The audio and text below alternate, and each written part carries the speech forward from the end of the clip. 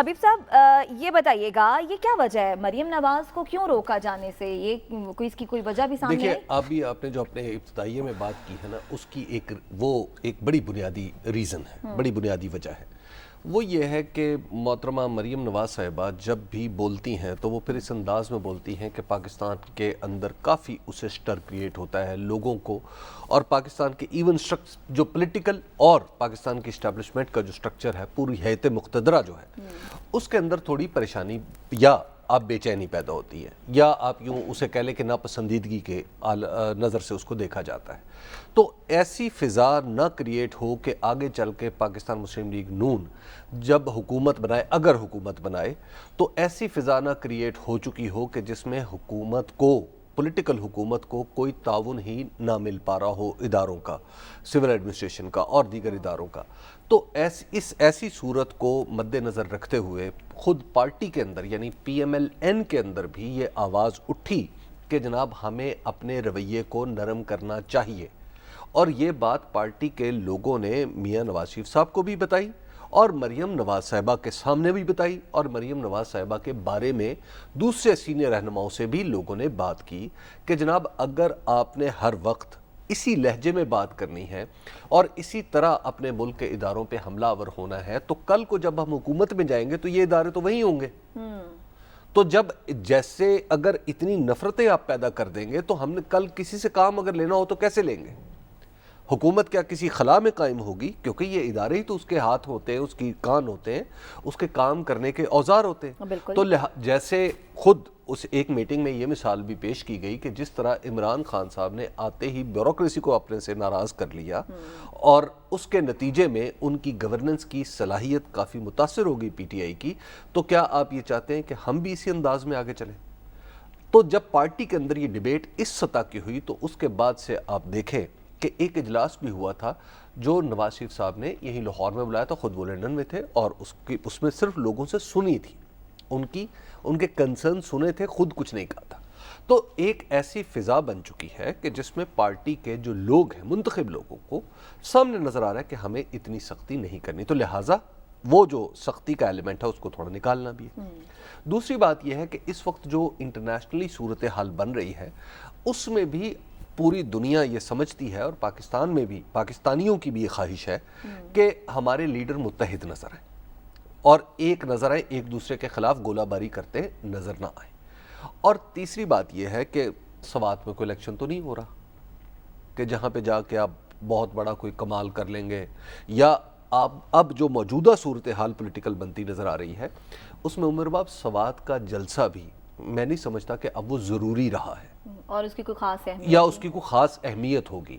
بس آپ جلسہ کر لیں، اب آپ کا شوق آیا ہے، چونکہ آپ نے طے کر لیا ہے، تو جسے بعض ہمارے وہ کہتے ہیں کہ اب آپ نے جلسے کا، آپ کو جلسہ آیا ہوا تو کر لیں، آپ جلسہ کر لیں، تو ادروائز کوئی اس کی جو پولیٹیکل اب اس کی جو ایک سگنیفیکنس ہے نا اس جلسے کی اب باقی نہیں رہی۔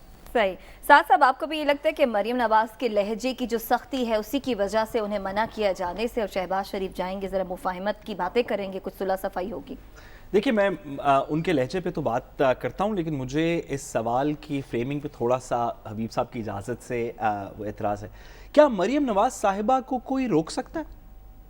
کیا پاکستان مسلم لیگ نون کے اندر بھی اس طرح کے لوگ موجود ہیں جو اب سے ہم نے پچھلے 1.5-2 سال کے اندر دیکھا جہاں جہاں پہ ان کو کسی نے روکنا تھا، بڑی لوگوں نے کوشش کی، شہباز شریف صاحب نے آ کے کہہ دیا میثاق معیشت ہوگی اور یہ ہوگا، تو مریم نواز صاحبہ کو ان کے بیانیے سے کوئی روک پایا اس وقت؟ اور ان کے ساتھ بیٹھے ہوئے جب دیگر پی ڈی ایم کے اندر کچھ لوگوں نے کہا کہ ہم اس طرف نہیں، دائیں رائٹ نہیں لیفٹ جائیں گے، تو مریم نواز صاحبہ کو کوئی روک پایا تھا؟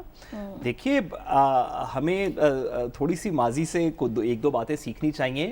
یہ مریم نواز صاحبہ روک سکو تو روک لو والی ہے نا، ان کو کوئی روک سکتا ہے بھلا؟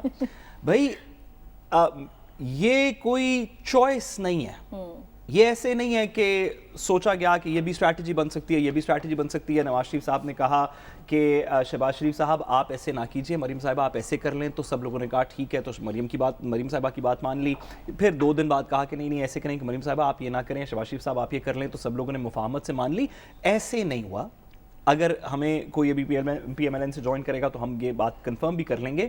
مریم صاحبہ کو روکنے کا مطلب جو ہے وہ صرف ایک درخواست یا ایک پولیٹیکل اسٹریٹجی نہیں ہے. اس کا مطلب ہے کہ پارٹی کے اندر اب یہ ایک ریئلائزیشن ہو چکی ہے اس بات کی جو شاید شروع میں صرف چودھری نثار صاحب کرتے تھے اور اس کے بعد آن اینڈ آف سینئر لیڈران کہتے رہے کہ ہم اس رستے پہ نہیں چل سکتے.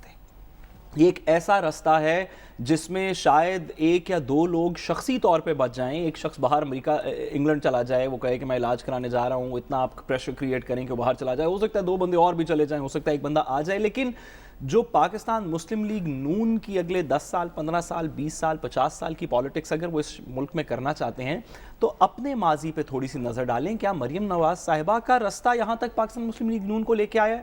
کیا جو پاکستان مسلم لیگ نون کے سکسیسز ہیں, آپ ان کے جتنے پولیٹیکل سکسیسز گن لیں, آپ 85 سے شروع کر دیں, پاکستان مسلم لیگ نون کے پولیٹیکل سکسیسز گننے شروع کر دیں, کہاں کہاں پہ انہیں کامیابیاں ہوئیں کسی بھی سیاسی کھیل کے اندر, تو کیا اس میں سے کوئی کامیابی بھی مریم نواز صاحبہ کے لہجے یا اس طرح کے لہجے کی وجہ سے کسی کی ہوئی؟ حبیب صاحب, کیا پاکستان مسلم لیگ نون کے ماضی کے اندر کوئی انہیں سکسیس مزاحمت اور کانفرنٹیشن اور جلا دیں گے اور جل جائیں گے اور ان کے سخت لہجے کی بھئی وجہ سے آر اور پار اور یہ اور اس طرح کے لہجے سے پاکستان مسلم لیگ نون کی تاریخ میں کبھی کوئی سکسیس ہوا ہے؟ ان کو جتنے سکسیسز ملے ہیں آج تک اس پارٹی کو, وہ اچھا پیپلز پارٹی کے بارے میں یہ نہیں کہہ سکتے, پیپلز پارٹی کے اندر مزاحمت کی سیاست کی وجہ سے بھی کچھ سکسیسز ہوئے, لیکن پاکستان مسلم لیگ نون کے ماضی میں جتنے پولیٹیکل سکسیسز ہیں وہ کانفرنٹیشن سے نہیں, وہ ریکنسیلیشن سے ہوئے ہیں. وہ کبھی پرو اسٹیبلشمنٹ پارٹی تھی, کبھی وہ 80 کی دہائی کے اندر تو بہت ہی زیادہ نیچرلی, اس کے بعد بھی وہ پرو اسٹیبلشمنٹ پارٹی رہی, اور جتنے سکسیسز ملے ہیں ان کے دیگر لیڈران آپ 2 دن 4 دن کے لیے آپ طلال چودھری صاحب کو لا کے سامنے کھڑا کر دیں گے اور وہ اس طرح کی باتیں کرتے رہیں گے, دانیال عزیز صاحب کو لا کے کھڑا کر دیں گے, اس طرح کی باتیں کرتے رہیں گے. لیکن جو سیریس پولیٹیکل لیڈرشپ ہے پاکستان مسلم لیگ نون کی, جس نے 2 3 4 دفعہ پارلیمنٹ کے اندر رہے ہیں, کیبنٹ کے اندر رہے ہیں, گورنمنٹس چلائی ہیں, ان کو پتا ہے کہ یہ رستہ پاکستان کو بھی ایک بند گلی کے اندر لے جائے گا, بٹ پاکستان سے پہلے اس پارٹی کو بند گلی کے اندر لے جائے گا جہاں سے واپس اس کو نکلنا مشکل ہے. اور اس وجہ سے ان سے کوئی درخواست کر کے ان کو نہیں روکا گیا, کہا گیا ہے کہ یہ ہماری پالیسی نہیں. مہربانی ہے تسی رک جاؤ. اچھا, بند گلی کی بات کی ساتھ نے حبیب صاحب ایک اور معاملہ جو ہے وہ ایسا لگ رہا ہے کہ کہیں بند گلی کی طرف ہی نہ چلا جائے. حکومت جو ہے وہ کہہ رہی ہے کہ آ جائیں جی مذاکرات کرتے ہیں, اپوزیشن کچھ بکھری سی ہے. پیپلز پارٹی اپنا بیٹھ کے الگ سوچے گی کہ کیا وہ ہم نے مطالبات لے کر جانے. پی ڈی ایم کا سنا ہے کہ کوئی 5-6 جولائی کو ان کا کوئی اجلاس ہوگا, اس میں ان لوگوں نے الگ سے طے کرنا ہے, تو ایسے حل ہو جائے گا معاملہ؟ اچھا دیکھیے, مجھے ایک بات یہ سمجھ نہیں آتی کہ اتحاد حکومت کی ضرورت ہوتا ہے, اپوزیشن کی ضرورت تو نہیں ہوتا. آخر یہ کون سا معیار ہے, یہ کون سا پیمانہ ہے جس کے اوپر یہ بہت سارے ہمارے جو جرنلسٹ ہیں وہ اس کو تانے کے طور پہ استعمال کرتے ہیں, اور وہ تانا یہ ہے کہ جناب دیکھیں جی آپ تو علیحدہ متحد ہوتے ہیں تو اچھا پریشر بھی تو بلڈ ہوتا ہے. دیکھیے متحد ہو کے پریشر بلڈ کر کے کرنا کیا ہے, اس کا ایک پولیٹیکل آبجیکٹیو بھی تو ہونا چاہیے نا, کہ بھائی آپ نے ابھی جیسے سعد کہہ رہے تھے, تو بھائی اس وقت جب سخت زبان استعمال کی تھی اس کا ایک پولیٹیکل آبجیکٹیو تھا. ایک شخص جو پاکستان میں نہیں اب اور باہر چلا گیا ہے وہ اس وقت پاکستان میں. دیکھیے اس کے کچھ فوائد ہوئے اور کچھ نقصانات بھی ہوئے. پالیٹکس اسی طرح چلتی ہے کہ انہوں نے کچھ اپنے لیے سپیس بنا لی, پی ڈی ایم نے اکٹھے ہو کے جب سپیس بنا لی, سپیس نکل آئی, اور اس کے بعد پھر ٹائم بھی کافی گزر چکا ہے, تو لہٰذا اب آپ پاکستان مسلم لیگ نون اور پاکستان پیپلز پارٹی سے یہ توقع رکھتے ہیں کہ یہ دونوں ہر وقت ہاتھوں میں ہاتھ ڈالتے ہوئے کبھی لڈی ڈالیں اور کبھی ڈانس کریں. ایسا نہیں ہو سکتا. کہا تو ایسے ہی تھا. نہیں, ایسا نہیں ہوتا. دیکھیے پالیٹکس میں ہمیشہ ہر پولیٹیکل پارٹی نے اپنا راستہ چننا ہوتا ہے, اپنا راستہ دیکھنا ہوتا ہے. کبھی وہ اکٹھا ہوتا ہے اور کبھی وہ الگ الگ ہو جاتا ہے اور کبھی بالکل ایک دوسرے کے اپوزٹ ہو جاتا ہے. تو اس وقت جو صورتحال ہے اس میں پاکستان پیپلز پارٹی جو ہے اس کا ایک ریکنسیلیشن پر بلیو کرتی ہے, سیاسی عمل پر بلیو کرتی ہے. وہ مار کے لوگوں کو نہیں نکالنا چاہتی, وہ دھکے دے کے نہیں نکالنا چاہتی, وہ پولیٹیکل طریقے سے لوگوں کو باہر نکالتی ہے. آپ پرویز مشرف کو دیکھ لیں, پرویز مشرف کو کسی نے دھکا دیا, گارڈ آف آنر دے کے.